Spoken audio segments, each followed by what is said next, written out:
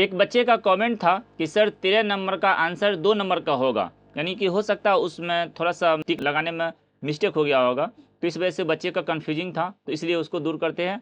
और ये 13 नंबर का और भी कुछ बच्चे का कमेंट था, तो इसलिए इस प्रश्न को रखे हैं। और आपका भी अगर कोई प्रश्न हो तो फिर कमेंट कर दीजिएगा, तो उसका हम सॉल्यूशन विस्तार से हम बना देंगे। तो देखिए प्रश्न था, वह छोटी से छोटी भाज्य संख्या जो 30 से बड़ी हो तथा दो अभाज्य संख्याओं के गुणनफल के बराबर हो, निम्न में कौन होगी। तो सबसे पहले कहा 30 से बड़ी होनी चाहिए, तो देखिए पहले तो ये देखिए सब 30 से बड़ी है। अब कहा दो अभाज्य संख्या का गुना करेंगे उसके रूप में होना चाहिए।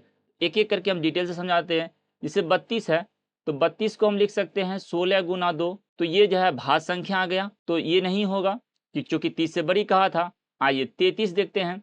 33 में हम लिख सकते हैं 3 गुना 11, तो ये अभाज्य संख्या के गुणनफल के रूप में हो गया।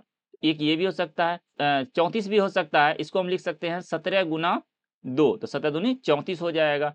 और 35 भी हो जाएगा कि 5 गुना 7, ये गुना के रूप में अभाज्य संख्या में सब आ रहा है, समझ गए।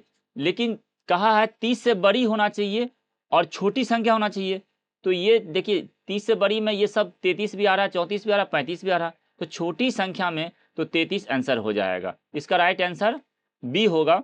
और ये भी है, दोनों है, लेकिन कहा था क्वेश्चन के हिसाब से तो छोटी संख्या बोला था, तो ऑप्शन ये होगा। हो सकता है उस वीडियो में 34 टिक लग गया होगा, यानी ऑप्शन सी टिक लग गया होगा। तो खैर हम आपको क्लियर कर दिए। अगर इसी तरह आपका भी अगर कोई प्रश्न में कोई दिक्कत हो तो कमेंट कर दीजिएगा, उसका हम इस तरह आंसर आपको भी बना देंगे। ओके।